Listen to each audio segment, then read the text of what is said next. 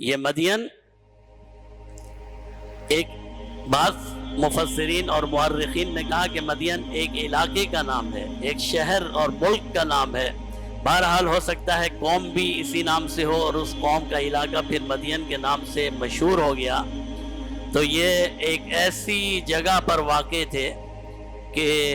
قبائل عرب، جب اللہ نے قرآن کریم میں ارشاد فرمایا ہے کہ عرب کے تاجروں کے دو راستے تھے، تجارت کے دو طریقے تھے، ایک طریقہ ان کی گرمیوں کے تجارت کا راستہ تھا، ایک سردیوں کا۔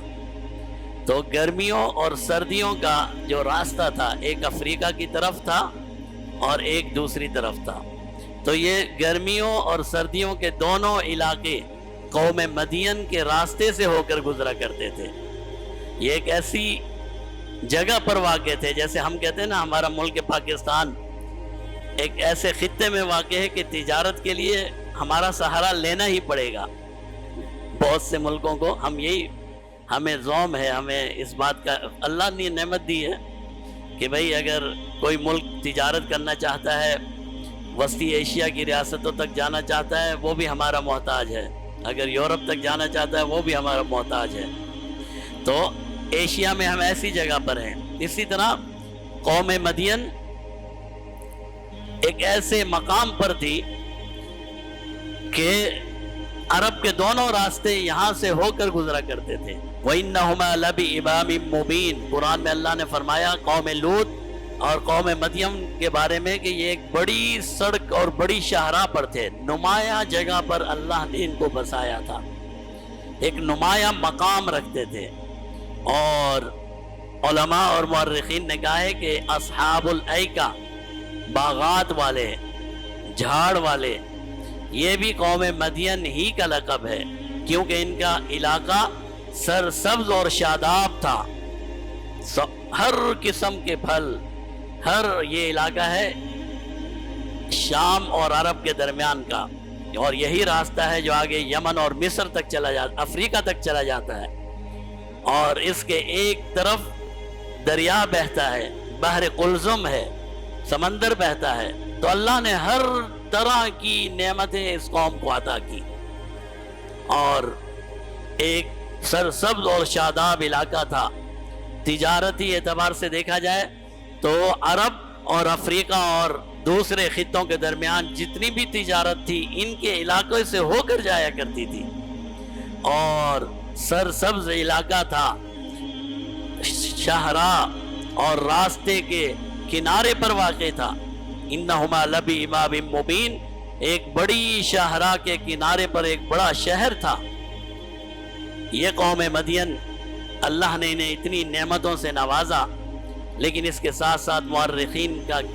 خیال یہ بھی ہے کہ یہ پہلی وہ قوم ہے جس نے ناپ اور تول میں کمی شروع کی۔ اس سے پہلے انسان کو یہ کہہ لیں کہ تصور نہیں آیا تھا، اس سے پہلے یہ تصور نہیں تھا کہ انسان ناپ اور تول میں بھی کمی کر سکتا ہے، کسی کو کم دے دے تول کے۔ پہلی وہ قوم جس نے ناپ اور تول میں کمی اختیار کی اور ناپنے میں اور تولنے میں بددیانتی، آج ہمارے اندر بھی اللہ معاف فرمائے یہی سب سے بڑی خامی ہے۔ ہر کوئی پریشان ہے، کہتے ہیں بھئی پاکستانیوں سے تجارت کرتے ہیں، جو مال کہتے ہیں وہ نہیں ملتا۔ ناپ اور تول کی کمی کا پہلا آغاز جس قوم نے کیا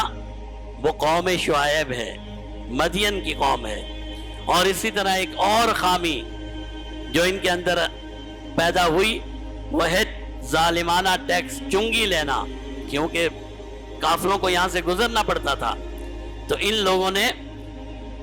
اب جگہ جگہ اپنی چوکیاں قائم کر لی اور لوگوں سے ٹیکس وصول کرنے لگے، چنگی لینے لگے، اور بعض اس میں سے ایسے تھے جو ڈاکیہ زنی اختیار کر لی، جنہوں نے ڈاکے مارنا شروع کر دیے، ہر آنے جانے والے کو لوٹنا شروع کر دیا۔ ان حالات میں جب ان کے اندر یہ بیماریاں عام ہو گئی اور سب سے بڑی بیماری شرک کی طرف مائل ہو گئے، توحید سے ہٹ گئے، اور بعض مفسرین کا کہنا یہ ہے اصحاب الایکہ جو اللہ نے ان کو کہا ہے درخت والے، جھاڑ والے، وہ اس لیے کہا ہے کہ یہ درختوں کی پودوں کی عبادت کرنے لگ گئے. اتنا ان کا دماغ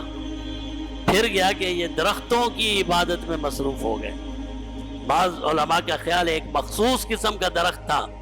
جس کی یہ عبادت کیا کرتے تھے، یا اس درخت کے نیچے ان کے معبود ہوا کرتے تھے اور اس جگہ پر جمع ہو کر یہ اس کی شرک کیا کرتے تھے. اس وجہ سے انہیں اصحاب الایکہ سے اللہ نے تعبیر فرمایا. تو بہرحال جب یہ قوم شرک میں مبتلا ہوئی اور طرح طرح کی برائیوں میں مبتلا ہوئی تو اللہ رب العزت نے پھر انہی قوم میں سے ایک شخص حضرت شعیب علیہ السلام کو نبی بنا کر بھیجا، اور انہوں نے آ کر وہی پیغام جو انبیاء کا ابدی اور پہلا پیغام ہے اس قوم تک پہنچایا. اللہ رب العزت نے ان کا تذکرہ قرآن کریم کی کئی جگہ پر کم سے کم 10 سے 12 مقامات پر اس کا تذکرہ کیا ہے، کہیں تفصیل کے ساتھ اور کہیں اختصار کے ساتھ.